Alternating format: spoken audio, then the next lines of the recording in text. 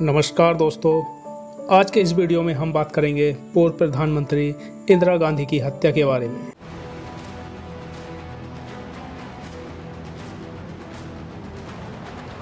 इंदिरा गांधी 1966 से लेकर 1977 तक लगातार 3 बार देश के प्रधानमंत्री बनी और उसके बाद 1980 में 2 बार इस पद पर पहुंची। इंदिरा गांधी की हत्या 31 अक्टूबर 1984 को नई दिल्ली सफदरजंग रोड स्थित उनके आवास पर उनके ही बॉडीगार्ड सतवंत सिंह और बेअंत सिंह के द्वारा कर दी गई। देश ने एक आयरन लेडी को खो दिया। इंदिरा गांधी अपने कठोर फैसलों के लिए हमेशा जानी जाती थी। ऐसा ही एक कठोर फैसला था ऑपरेशन ब्लू स्टार। दरअसल ऑपरेशन ब्लू स्टार को ही इंदिरा गांधी की हत्या की वजह माना गया। तो क्या था ये ऑपरेशन ब्लू स्टार? चलिए थोड़ा सा इसके बारे में भी जान लेते हैं। ऑपरेशन ब्लू स्टार भारतीय सेना द्वारा 3 से 6 जून 1984 को अमृतसर पंजाब स्थित हरमंदिर साहिब परिसर को खालिस्तानी समर्थक जनरल सिंह भिंडरावाले और उनके समर्थकों से मुक्त कराने के लिए चलाया गया एक अभियान था। पंजाब में भिंडरावाले के नेतृत्व में अलगाववादी ताकतें मजबूत हो रही थीं, जिन्हें पाकिस्तान से भी लगातार समर्थन मिल रहा था। जनरल सिंह भिंडरावाले का अलगाववादी समूह अमृतसर स्वर्ण मंदिर परिसर के भीतर तैनात हो गया था। इस अलगाववादी समूह का सफाया करने के लिए 3 जून को भारतीय सेना ने स्वर्ण मंदिर परिसर को घेर लिया। दोनों तरफ से काफी बड़ी संख्या में गोलीबारी शुरू हुई। इस सैन्य कार्रवाई में भीषण जान माल का नुकसान हुआ। इस कार्रवाई में अकाल तख्त के भवन, जो कि धार्मिक दृष्टि से बहुत महत्वपूर्ण था, उसे गंभीर रूप से नुकसान हुआ, पर कार्रवाई के बाद इसका फिर से मरम्मत कार्य कर दिया गया। ऑपरेशन ब्लू स्टार में 83 सैनिक मारे गए और लगभग 249 सैनिक घायल हुए। वहीं दूसरी तरफ 493 भिंडरावाला समर्थक मारे गए और 86 घायल हुए और 1592 को गिरफ्तार कर लिया गया।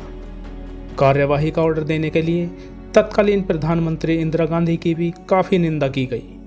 ऑपरेशन ब्लू स्टार के बाद प्रधानमंत्री इंदिरा गांधी की हत्या के डर से जांच एजेंसियों द्वारा सिखों को उनकी निजी सुरक्षा से हटा दिया गया।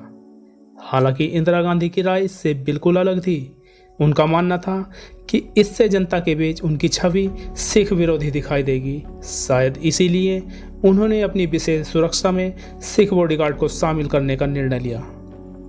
इंदिरा गांधी अपनी मौत से ठीक एक दिन पहले 30 अक्टूबर 1984 की दोपहर ओडिशा की राजधानी भुवनेश्वर में एक चुनावी सभा को संबोधित कर रही थी।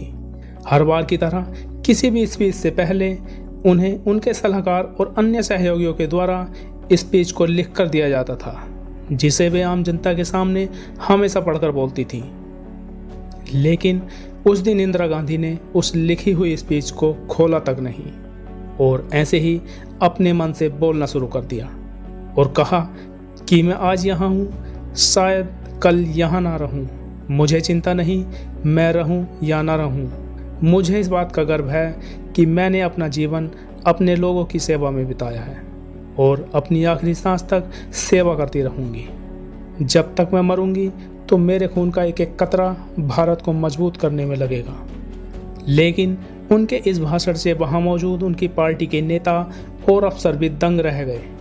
उन्हें समझ ही नहीं आया कि आखिर उन्होंने अपने इस भाषण में इन बातों का जिक्र क्यों किया।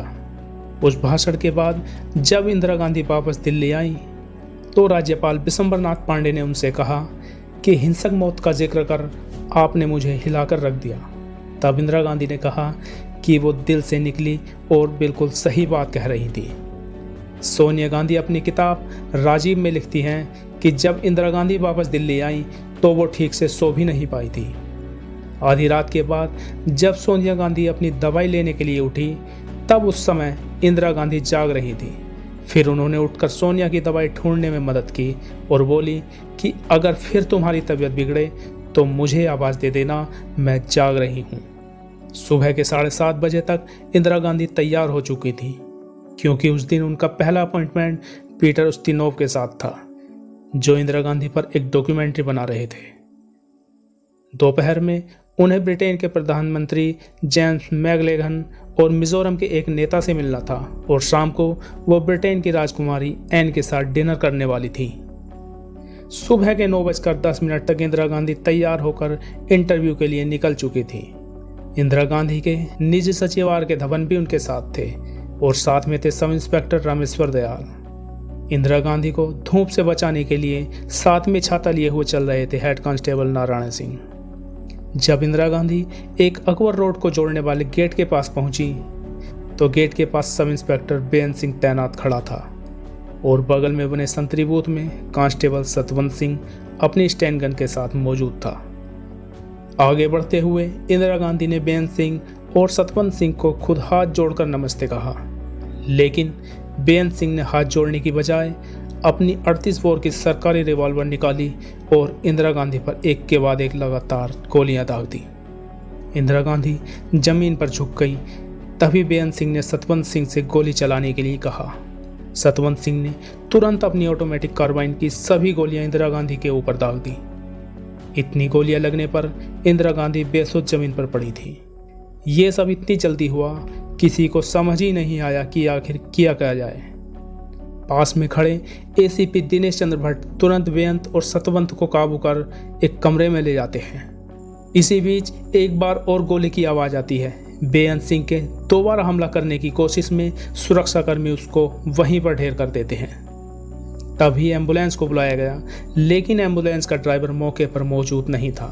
फिर एक सफ़ेद एम्बेसडर कार को मंगाया गया और उसी में इंदिरा गांधी को डाला गया। सोनिया गांधी भी वहां पहुंच जाती हैं। उन्होंने इंदिरा गांधी का सिर अपनी गोद में रखा। इंदिरा गांधी के शरीर से लगातार खून बह रहा था। इंदिरा गांधी को तुरंत एम्स ले जाया जाता है। डॉक्टर बताते हैं कि गोलियों ने उनके लीवर के दाहिने हिस्से को छलनी कर दिया। उनकी बड़ी आंत में भी लगभग 12 छेद हो गए थे। उनके फेफड़े और रीढ़ की हड्डी में भी गोली लगी हुई थी, जिससे उनकी रीढ़ की हड्डी टूट गई। सलामत था तो बस उनका दिल। डॉक्टर्स के अनुसार इंदिरा गांधी के शरीर से 31 गोलियों के घाव मिले थे। गोली लगने के लगभग 4 घंटे बाद 2:20 पर डॉक्टर्स की टीम ने इंदिरा गांधी को मृत घोषित कर दिया, लेकिन सरकारी प्रचार माध्यम से इसकी घोषणा शाम के 6 बजे तक नहीं की गई थी। एक चमकता सूरज हमेशा के लिए अस्त हो चुका था।